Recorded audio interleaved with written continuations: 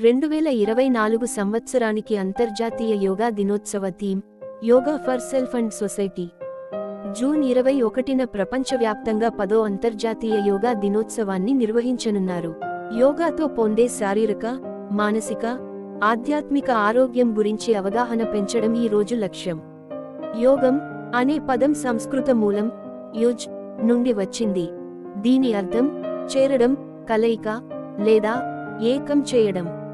మనస్సు, శరీరం లేదా ఆలోచనలు, చర్యలు లేదా సంయమనం, సంతృప్తి లేదా మానవులు, ప్రకృతి మధ్య సామరస్యాన్ని యోగా ప్రతిబింబిస్తుంది.